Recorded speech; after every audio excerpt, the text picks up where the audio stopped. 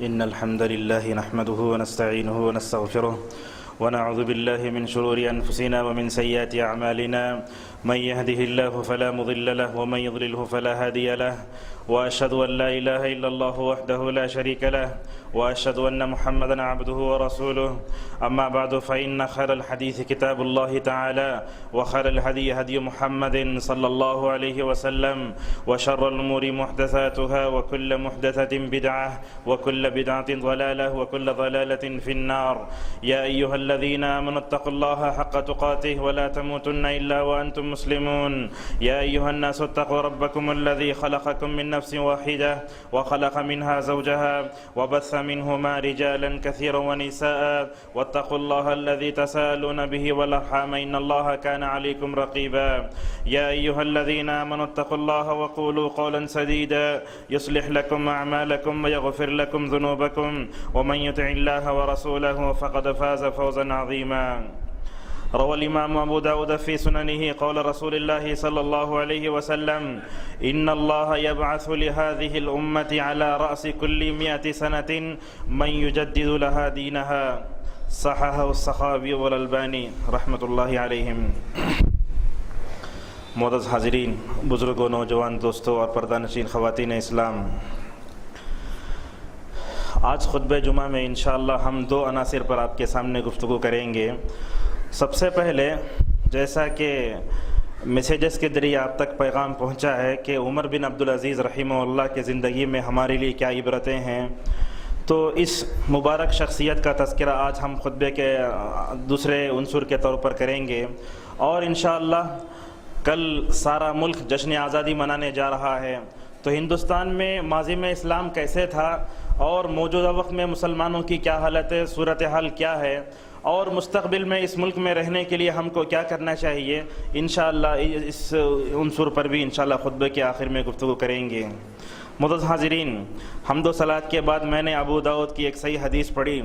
اللہ کے نبی صلی اللہ علیہ وسلم فرماتے ہیں کہ اللہ تبارک و تعالی ہر 100 سال میں ایک ایسے عالم کو پیدا کرتا ہے جو اس کے دین کی تجدید کرتا ہے۔ معزز حاضرین اور خواتین اسلام، آپ نے مجدد کا لفظ سنا ہوگا کہ مجدد اللہ تعالیٰ پیدا کرتا ہے ہر 100 سال میں۔ تو دنیا کے سب سے پہلے مجدد کون تھے؟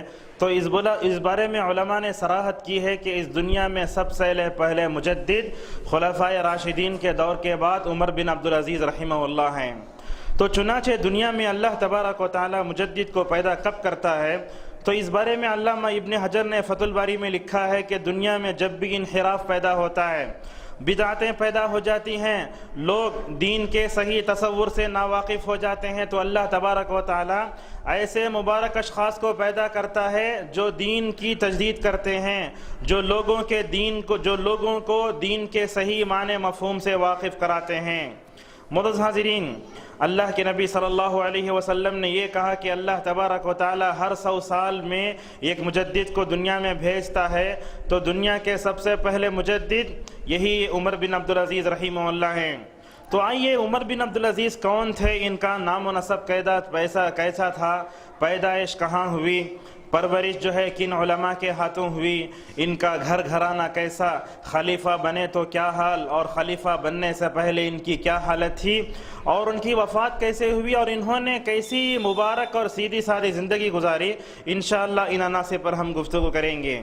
ان کا نام کیا تھا؟ تو اس بارے میں علامہ ذہبی رحمہ اللہ سیر و اعلام النبلاء میں لکھتے ہیں، عمر ابن عبدالعزیز ابن مروان، کہا کہ بنو امیہ کے 8ویں خلیفہ یہ عمر بن عبدالعزیز تھے۔ الامام الحافظ العلامۃ المجتہد، کہا اپنے وقت میں امام، حافظ حدیث، علامہ تھے، مجتہد تھے۔ الزاہد العابد السید، کہا بڑے زہد کی زندگی گزاری۔ یعنی ایک وقت ایسا تھا عمر بن عبدالعزیز رحمہ اللہ کے لیے کہ وہ جس راہ سے گزرتے تو کہتے کہ عمر یہاں سے گزرا ہے، لیکن خلیفہ بننے کے بعد ایسی سیدھی سادی زندگی گزاری کہ جس کو پڑھتے ہیں تو ہماری آنکھ جو ہے خود بخود بہنے لگتی ہے، لہٰذا بڑی سیدھی سادی زندگی گزاری۔ اور پھر کہا العابد، اللہ تبارک و تعالیٰ نے عمر ابن عبدالعزیز رحمہ اللہ کو عبادت کا بڑا عجیب و غریب شوق دیا تھا۔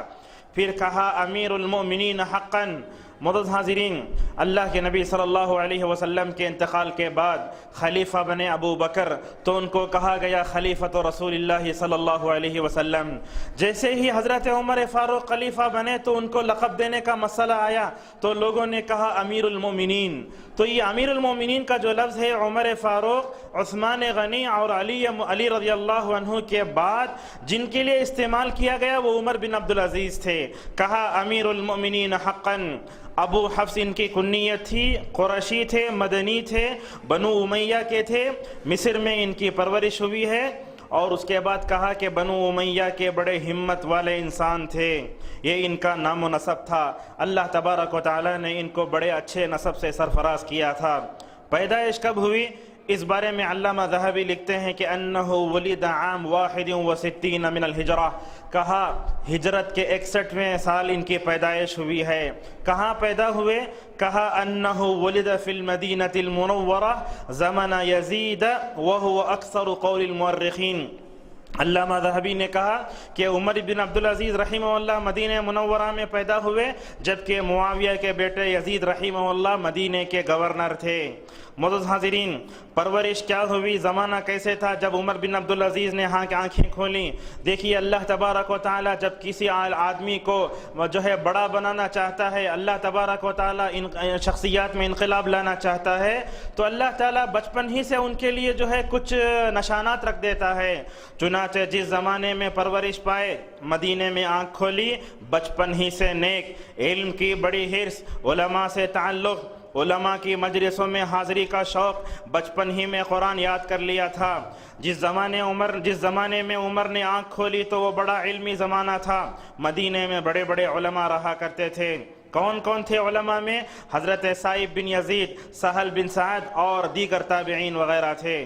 معزز حاضرین، عمر بن عبدالعزیز کا نام آپ نے کئی مرتبہ سنا ہوگا، لیکن ان کی زندگی کے ہر گوشے پر ہماری نظر ہونی چاہیے۔ دیکھیے، جب ان کے والد عبدالعزیز رحمہ اللہ نے تربیت کے بارے میں سوچا تو کیا کہا؟ اپنے بچے عمر رحمہ اللہ کی تربیت کے لیے بچے بڑے اچھے عمدہ تجربے کار علماء کا انتخاب فرمایا۔ چنانچہ علامہ ذہبی لکھتے ہیں کہ عمر بن عبدالعزیز رحمہ اللہ کی تربیت کے لیے ان کے والد عبدالعزیز رحمہ اللہ نے مدینے کے رہنے والے ایک مشہور بہترین تجربے کار عالم صالح بن کیسان کا انتخاب کیا۔ چنانچہ صالح بن کیسان رحمہ اللہ کا نام سنتے ہیں تو ہی سمجھ میں آتا ہے کہ صالح حقیقت میں بڑے نیک تھے، لہٰذا عبدالعزیز نے عمر رحمہ اللہ کو صالح بن کیسان کے حوالے کیا۔ جب حوالے کیا تو صالح بن کیسان نے عمر بن عبدالعزیز کی کتنی اچھی تربیت فرمائی۔ کہا کان یلزم عمر الصلوات المفروضہ فی المسجد۔ صالح بن کیسان نے عمر رحمہ اللہ کی تربیت میں سب سے پہلا جو ہے جس چیز کا انتخاب فرمایا، کہا صالح بن کیسان ہمیشہ اس بات کی تاکید کرتے تھے کہ عمر تم فرض نمازوں کو جماعت ساتھ مسجد میں ادا کیا کرو۔ ایک مرتبہ ایسے ہوا، یہ واقعہ بہت اہم، والدین اس واقعے کو غور سے سنیں اور آج کی نوجوان نسل بھی اس واقعے کو غور سے سن کر جو ہے اپنے ذہنوں میں بٹھانے کی کوشش کرے۔ ایک مرتبہ عمر رحمہ اللہ مسجد کو آتے آتے دیر کر دیا۔ جب دیر سے آئے تو صالح بن کیسان نے پوچھا کیا بات تھی کہ آج مسجد میں تم دیر سے آئے؟ تو کہنے لگے عمر رحمہ اللہ کہ آج میں اپنے بال کو ذرا درست کر رہا تھا، جس کی وجہ سے جو ہے مجھے مسجد میں دیر سے آنا پڑا۔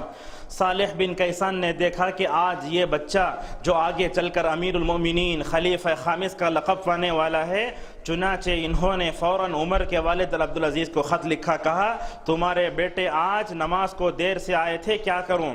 صالح بن کیسان نے جیسے ہی خط لکھا معلوم کرایا عمر کے والد کو، تو کیا کیا ان کے والد نے؟ فبعث ابوہ رسولا فلم یکلمہ حتی حلق رأسہ۔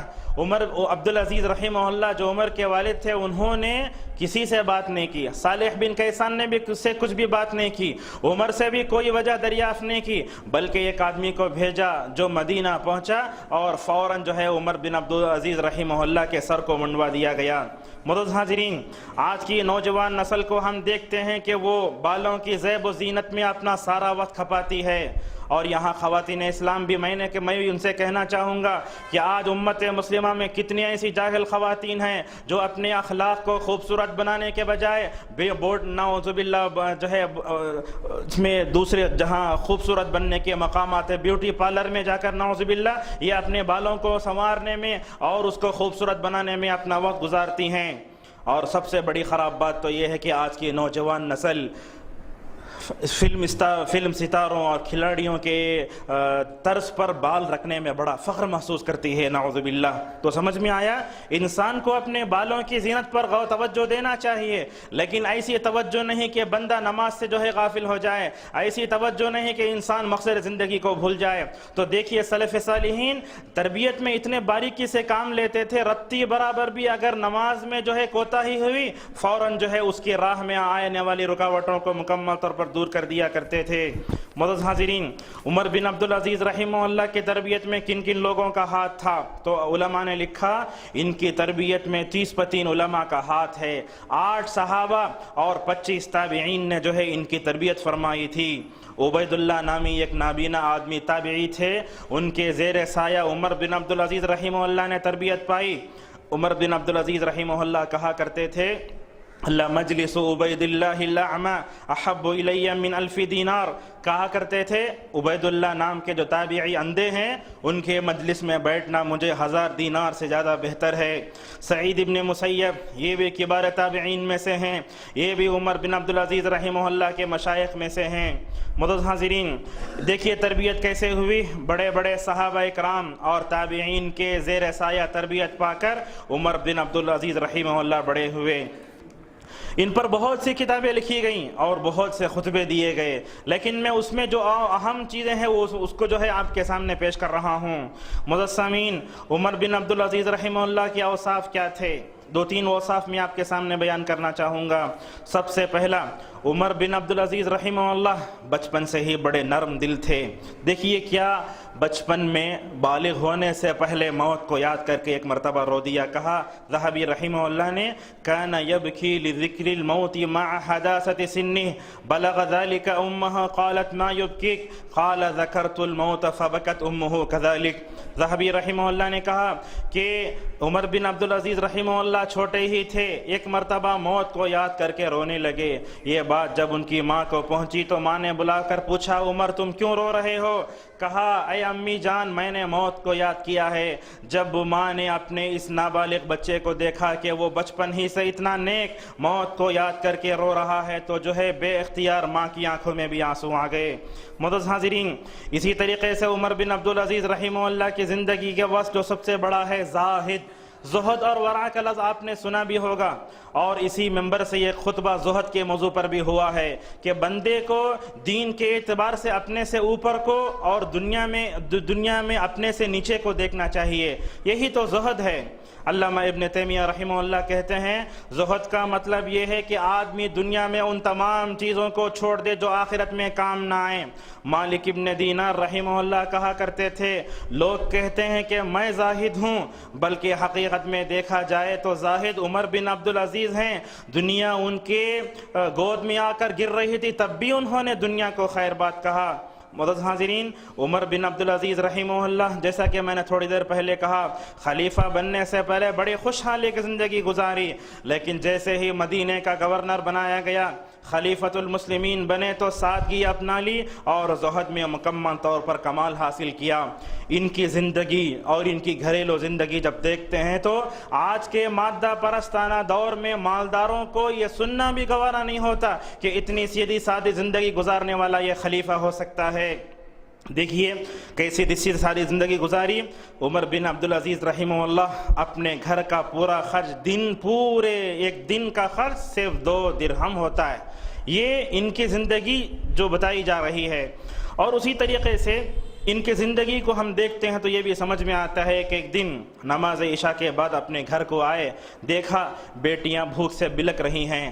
جیسے ہی باپ داخل ہوئے تو چھوٹی بچیاں آ گئیں اور آ کر کہنے لگی اے ابا جان گھر میں کھانے کے لیے کچھ نہیں ہے، اور کہنے لگیں گھر میں پیاز اور دال کے علاوہ کچھ نہیں ہے۔ عمر بن عبدالعزیز رحمہ اللہ نے جب اپنے بیٹیوں کو دیکھا رو پڑے، لیکن ان کو سمجھایا کس انداز سے، وہ اصل میں ہم سننے کی بات ہے۔ کہا اے بیٹیوں دیکھو، کیا تم اس بات کو پسند کرتے ہو کہ اللہ تبارک و تعالیٰ دنیا میں ہر چیز تم کو دے دے؟ تو کیا تم اس بات سے خوش ہو کہ مختلف قسم کے کھانے کھا لو، صبح ہو جاؤ اور نعوذ باللہ کہیں ایسا نہ ہو جائے کہ تمہارا باپ کل جہنم میں نعوذ باللہ چلے جائے؟ یہ ہوتا ہے اپنے بیٹیوں کو سمجھانے کا انداز۔ کیسی سیدھی سادھی زندگی گزاری۔ ایک تیسری مثال ہمارے سامنے ہے۔ عید کا موقع آیا، خلیفۃ المسلمین کے گھر میں اچھے کپڑے پہننے کے لیے دستیاب نہیں ہیں۔ بیٹیوں نے اپنے باپ سے شکایت کی، کہا اے ابا جان ہمارے پاس عید کے موقع پر اچھے کپڑے پہننے کے لیے نہیں ہیں۔ تو انہوں نے اپنے بیٹیوں کو سمجھایا، کہا لیس العید من لبس الجدید وانما العید لمن خاف یوم الوعید۔ کہا اے بچیوں دیکھو، جو آدمی نیا کپڑا پہن لے اصل میں وہ عید نہیں ہے، بلکہ عید یہ ہے کہ آدمی وعید کے دن سے ڈر جائے، یہ اصل میں عید ہوتی ہے۔ اور اسی طریقے سے ایک دن عمر بن عبدالعزیز رحمہ اللہ بیٹھے ہوئے تھے، بیت المال کا ذمہ دار آیا اور آ کر کہنے لگا اے خلیفۃ المسلمین، مہینہ ختم ہونے سے پہلے ہی آپ تنخواہ لے لیجئے۔ جیسا کہ ہمارے معاشرے میں خود ہوتا ہے، عیدین کا موقع ہوتا ہے تو لوگ کیا کرتے ہیں، وقت سے پہلے ہی اپنے کام کرنے والوں کو تنخواہ دے دیتے ہیں۔ اسی طریقے سے بیت المال کے ذمہ دار نے عمر سے کہا کہ اے امیر المومنین آپ جلد تنخواہ لے لیجئے۔ لیکن جیسے ہی یہ جملہ سنا تو عمر رحمہ اللہ کے غصہ آ گیا اور کہنے لگے هل اطلعت على علم الغیب فوجدتنی ساعة یوما ما واحدا بعد الآن وما تدری نفس بأي ارض تموت۔ کیا بہترین ایمان افروز جواب دیا۔ کہا بیت المال کے ذمہ دار سے کہ اے بیت المال کے ذمہ دار تم سن لو، کیا تم غیب کا علم رکھتے ہو؟ کیا تم اس بات سے واقف ہو کہ 1 گھنٹے کے بعد میں زندہ رہوں گا؟ کیا تم اس بات کی ضمانت دے سکتے ہو؟ ایسا سمجھایا انہیں۔ تو دیکھیے عمر بن عبدالعزیز رحمہ اللہ زاہد قسم کے انسان، لیکن جب بھی ان کے سامنے کوئی آدمی غلط بات کرتا، ایسی باتیں کہتا جو زہد و ورع کے خلاف ہوتی، فوراً اس کو سمجھایا کرتے تھے۔ دیکھیے مرض الموت میں مبتلا تھے تو کیا سادگی، مرض الموت میں مبتلا ہیں۔ مسلمہ بن عبد الملک رحمہ اللہ عیادت کے لیے آئے، بستر مت پر پڑے ہوئے چارپائی پر آرام کر رہے تھے، تو مسلمہ بن عبد الملک رحمہ اللہ عیادت کرنے کے لیے آئے تو دیکھا خلیفۃ المسلمین کے جسم پر میلے کچیلے کپڑے تھے، اور ان کی جو بیوی تھی یہ معمولی نہیں تھی، اس کا تذکرہ تھوڑی دیر بعد آئے گا۔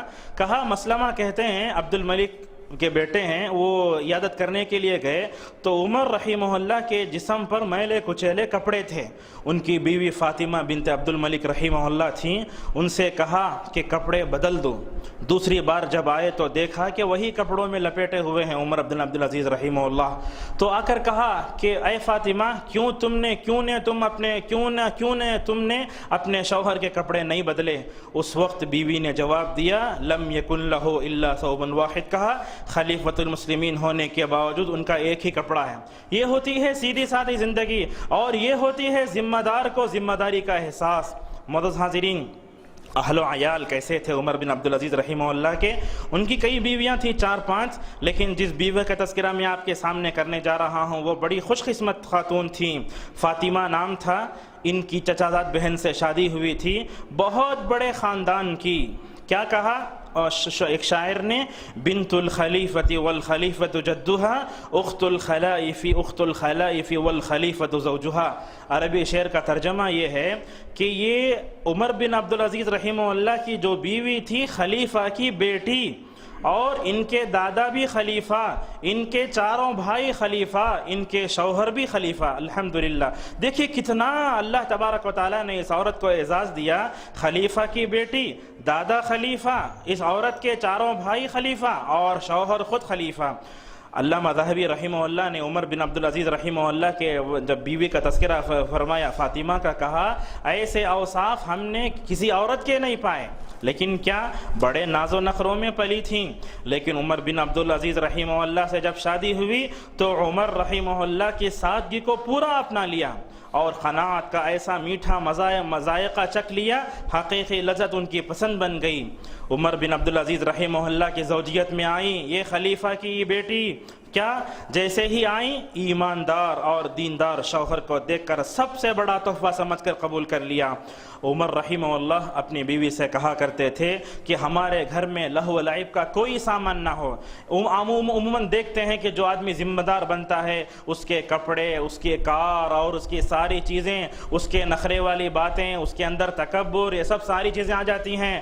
دیکھیے خلیفہ بننے کے باوجود بھی کیسی سیدھی سادی زندگی گزاری، بلکہ خلیفہ کی بیٹی کا ذہن ایسے بدلا کہ وہ فقیرانہ زندگی گزارنے کے لیے مکمل طور پر تیار ہو گئیں۔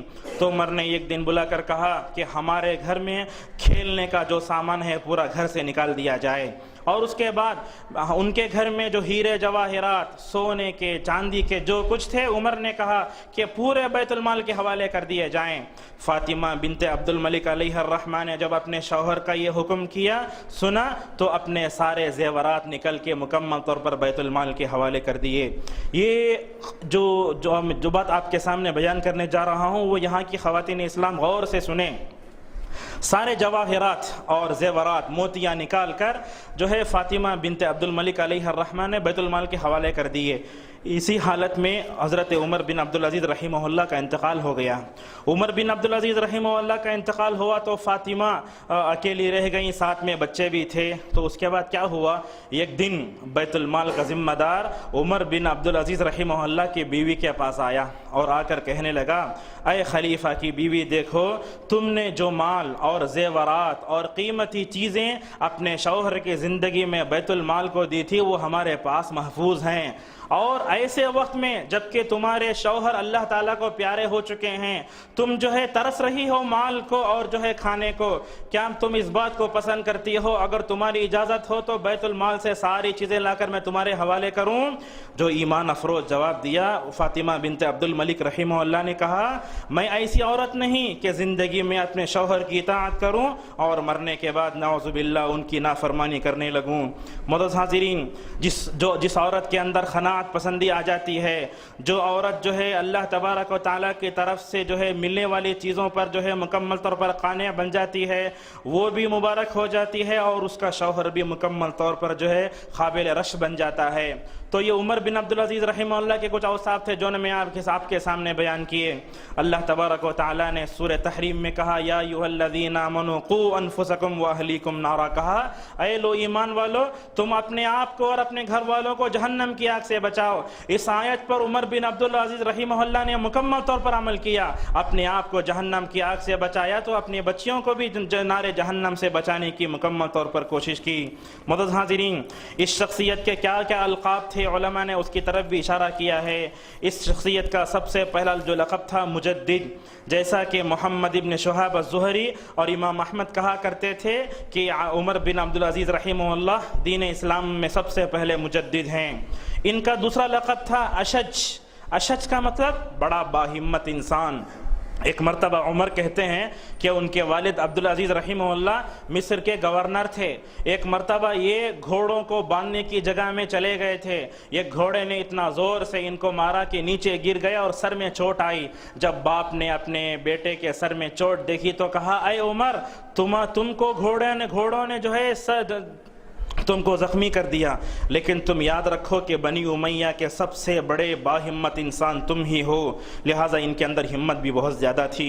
ان کا تیسرا لقب تھا امیر المؤمنین، اور ان کا چوتھا لقب تھا خلفائے راشدین میں پانچویں۔ علی رضی اللہ عنہ کے بعد دنیا نے عمر جیسا خلیفہ نہیں دیکھا، تو خلیفہ راشد 4 ہوئے، تو بنو امیہ کے 8 خلیفہ بننے کے بعد یہ 8ویں خلیفہ بنے، تو ان کے بارے میں لوگوں نے کہا کہ یہ 5ویں خلیفہ ہیں۔ اور اسی طریقے سے امام مالک کہا کرتے تھے معلم العلماء، کہا کہ یہ علماء کو سکھانے والے تھے۔ اور ان کا 80 پر 9 ہجری میں مدینے کے گورنر بنائے گئے۔ 99 سے 101 تک جو ہے وہ خلیفہ رہے، بس 2 سال یا 2.5 سال کی مکمل طور پر خلافت دنیا میں گزاری۔ جب خلیفہ بنے تو ایک مرتبہ خلیفہ بنے تو لوگوں کے سامنے تقریر کی۔ دیکھیے جب آدمی ذمہ دار بنتا ہے تو لوگوں کے سامنے آتا ہے تو کیسے اپنے آپ کو پیش کرتا ہے۔ کہا دیکھو میں خلیفہ بننا نہیں چاہتا تھا، لوگوں نے مجھے خلیفہ بنایا، مجھے خلیفہ اور ذمہ دار بنا دیا گیا، لیکن میں تم میں سے بہتر نہیں ہوں۔ یہ ہوتی ہے ذمہ دار کی بات اور ذمہ داری کا احساس۔ جب 2.5 سال خلافت کی تو عدل و مساوات کو ایسے دنیا کو بھر دیا کہ لوگ عمر بن عبدالعزیز رحمہ اللہ کی خلافت کو دیکھ کر ابو بکر، عمر، عثمان، علی رضی اللہ عنہم کے ایام خلافت کو یاد کیا کرتے تھے، اور مظلوموں کو ان کا حق دلوایا، ظالموں کے ہاتھ تھامے۔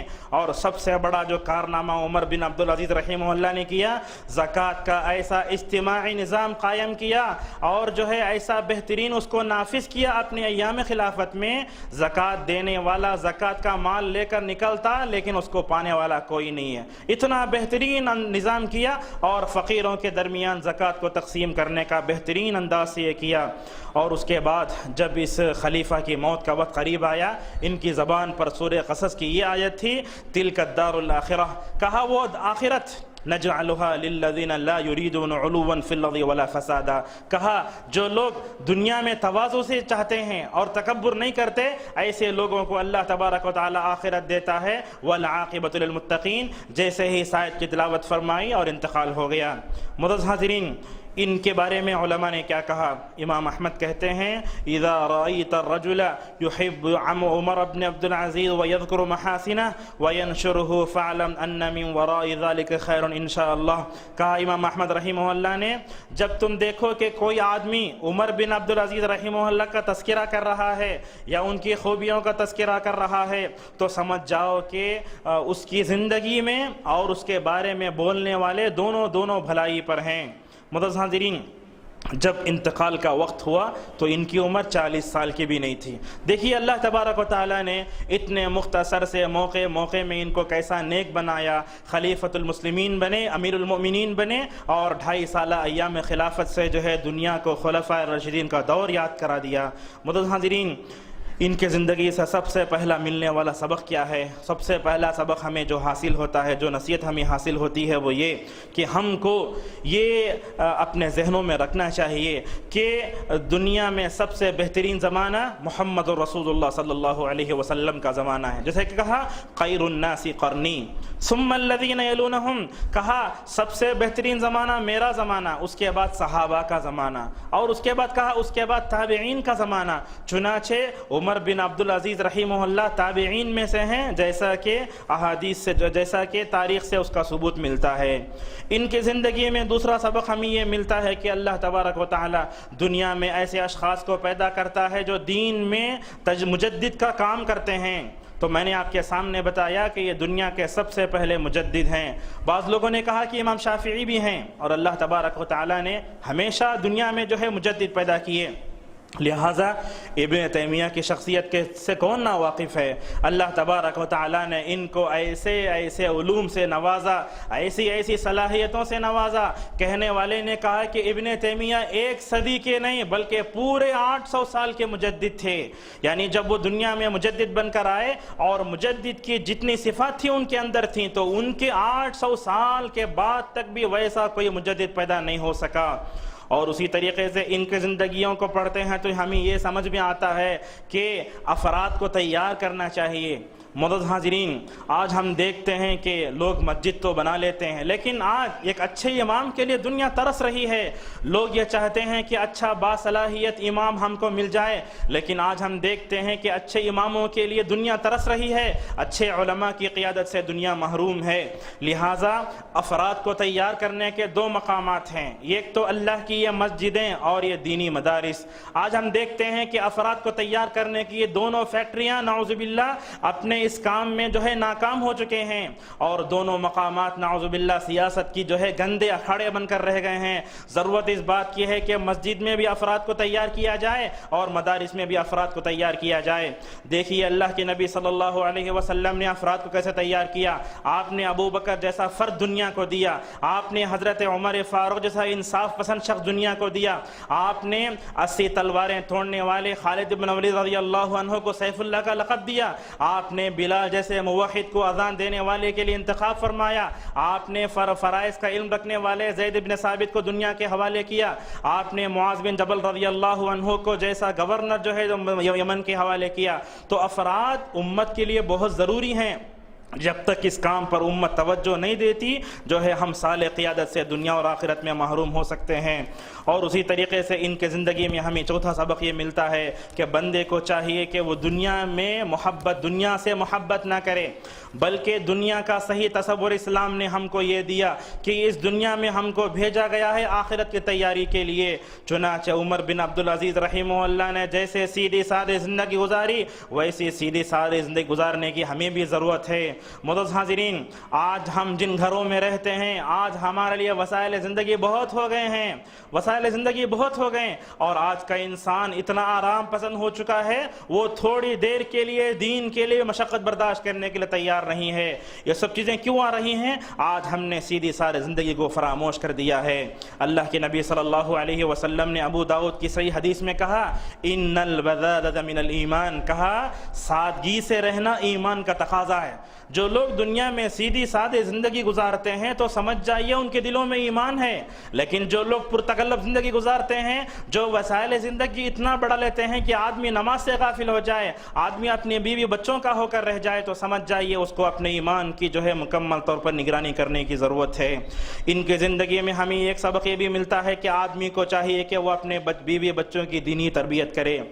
نعوذ باللہ، مجھے معاف کیجیے، آج کا زمانہ ایسا ہے والدین خود تربیت کے لائق ہو گئے، نعوذ باللہ۔ بھلا بتائیے کہ جو والدین تربیت کے لائق ہو جائیں وہ دنیا کو نئی نسل کیسے دے سکتے ہیں؟ لہٰذا ضرورت اس بات کی ہے کہ ہم اپنی بیوی بچوں کے لیے جہاں کھانے پینے کا سامان کریں، ان کی دینی تربیت پر مکمل طور پر توجہ دیں۔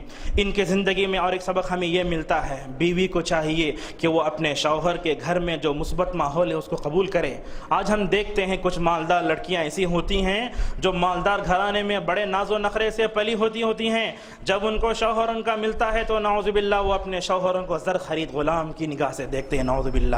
یہ ماحول دنیا میں پیدا ہو چکا ہے، اس ماحول کو ختم کرنے کی ضرورت ہے۔ ہو سکتا ہے ایک لڑکی اپنے ماں باپ کے گھر میں بڑے ناز و نخرے سے پلے، لیکن جب شوہر کے گھر میں جائے تو وہ شوہر کے گھر کو اپنا گھر تصور کرے، اس گھر میں جو معیار زندگی ہے اس معیار زندگی کے مطابق وہ زندگی گزارنے کی کوشش کرے۔ دیکھیے خلیفہ کی بیٹی، خلیفہ کی پوتی، چاروں بھائی خلیفہ اور شوہر خود خلیفہ۔ جب خلیفہ نے عمر بن عبدالعزیز رحمہ اللہ نے فاطمہ بنت عبد الملک رحمہ اللہ کو سیدھی سادھی زندگی گزارنے کی کوشش کی تو بہترین کیسے ساتھ دیا، تو سمجھ میں آیا کہ بیویوں کو چاہیے کہ وہ اپنے شوہروں کا پورا ساتھ دیں۔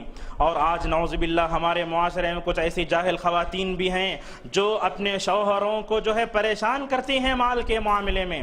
مثلا کسی گھر کا بجٹ ایسا ہو کہ 7,000 یا 8,000 میں مکمل گھر چل سکتا ہے، بیوی اتنی فضول خرچی ہوتی ہے کہ وہ اپنے گھر کا خرچ 14,000 یا 15,000 نعوذ باللہ بنا دیتی ہے، تو بھلا بتائیے شوہر کہاں سے لائے گا اتنا مال؟ لہٰذا شوہر کے اور بیوی کے اندر قناعت پسندی ہونی چاہیے، اس کے اندر ایسی صفت ہونی چاہیے کہ وہ شوہر کے مال کی حفاظت کرے اور اس کو کبھی ضائع نہ کرے۔ اور اسی طریقے سے ان کی زندگی میں تیسرا سبق اور ایک سبق ہمیں یہ ملتا ہے، آدمی کو ہمیشہ عہدے سے دور رہنا چاہیے۔ جو عہدہ ملتا ہے، یہ منصب ملتا ہے، یہ بڑی خطرناک چیز ہے۔ اللہ کے نبی صلی اللہ علیہ وسلم نے فرمایا، اے لوگو تم عہدہ اور منصب نہ پوچھو۔ کہا عبد الرحمن رضی اللہ عنہ نے، اللہ کے نبی صلی اللہ علیہ وسلم نے فرمایا، اے عبد الرحمن تم دنیا میں عہدہ اور منصب نہ پوچھو، اگر تم کو بغیر پہنچے مل گیا تو اللہ تبارک و تعالی تمہاری مدد کرے گا، اگر تم نے عہدہ مانگا تو تم عہدے کے حوالے کر دیے جاؤ گے۔ ایک مرتبہ حضرت ابو ذر رضی اللہ عنہ اللہ کے نبی صلی اللہ علیہ وسلم کے پاس آئے اور آ کر کہنے لگے، یا رسول اللہ آپ دوسرے صحابہ کو زکوٰۃ کا مال وصول کرنے کے لیے بھیجتے ہیں، مجھے بھی بھیجیے۔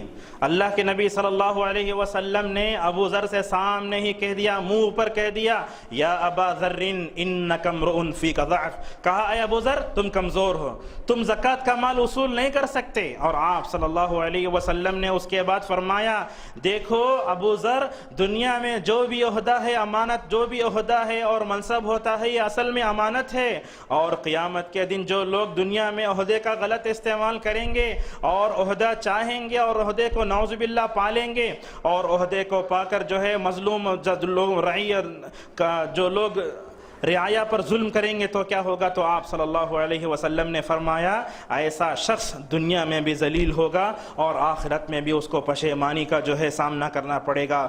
معزز حاضرین، جس زمانے میں ہم زندگی گزار رہے ہیں، لوگ عہدہ و منصب کے لیے نعوذ باللہ اپنے جانوں تک گنوا دے رہے ہیں، اور لوگ جو ہے ہزاروں کا پیسہ اس کے لیے خرچ کر رہے ہیں۔ آپ صلی اللہ علیہ وسلم نے قیامت کی علامت بتائی۔ آپ نے کہا جب نااہل لوگ عہدہ پالے تم قیامت کا انتظار کرو۔ اور صحیح بخاری کی ایک حدیث میں اللہ کے نبی صلی اللہ علیہ وسلم نے فرمایا اگر کوئی آدمی میری امت میں ذمہ دار بن جاتا ہے، لوگوں کا خیال نہیں کرتا ہے، لوگوں کے ساتھ بھلائی کا معاملہ نہیں کرتا ہے، تو آپ نے فرمایا ایسے شخص پر اللہ تبارک و تعالی جنت کو حرام کر دے گا۔ اور اسی طریقے سے ان کی زندگیوں کو پڑھتے ہیں تو ہمیں یہ بھی سمجھ میں آتا ہے کہ تربیت میں ہم کو سلفی منہج اپنانا چاہیے۔ آج دیکھیے دنیا میں کتنی تحریکیں، کتنی پارٹیاں اور کتنی تنظیمیں دنیا میں کام کر رہی ہیں۔ ہر ایک پارٹی کیا کرتی ہے؟ تربیت کرنے کے لیے اپنے جماعت کے بانی کا لٹریچر پڑھ رہی ہے، نعوذ باللہ۔ جب تک ہم تربیت میں سلفی منہج کو نہیں اپناتے ہم دنیا میں جو ہے کامیاب ہو نہیں سکتے۔ عمر بن عبدالعزیز رحمہ اللہ کے والد عبدالعزیز نے اپنے بچے کی تربیت کے لیے جو ہے 25 تابعین کا انتخاب فرمایا اور 8 صحابہ نے ان کی تربیت فرمائی۔ تو لہٰذا ضرورت ہے کہ ہم تربیت میں سلفی منہج کو اپنائیں۔ جب تک دنیا اس نقطے پر غور نہیں کرے گی وہ دنیا میں جو ہے کامیاب ہو نہیں سکتی۔ اور اسی طریقے سے اس خطبے کے آخری میں وہی بتانا چاہوں گا، ہمارے معاشرے میں ایک قصہ مشہور ہو چکا ہے کہ عمر رضی اللہ عنہ ایک دن اپنے ایام خلافت برات میں گھوم رہے تھے، ایک دیوار کے کنارے کھڑے ہو کر انہوں نے یہ واقعہ سنا کہ ماں بیٹی سے کہتی ہے کہ دودھ میں پانی ملا لو، بیٹی کہتی ہے کہ پانی نہ ملاؤ اس لیے کہ اللہ تبارک و تعالیٰ دیکھ رہا ہے، امیر المومنین نہیں دیکھ رہے ہیں۔ اتنا واقعہ تو صحیح ہے۔ عمر رضی اللہ عنہ بیٹی اور ماں کے درمیان ایمان افروز گفتگو سن کر اپنے گھر آئے اور عاصم سے اس بیٹی کا نکاح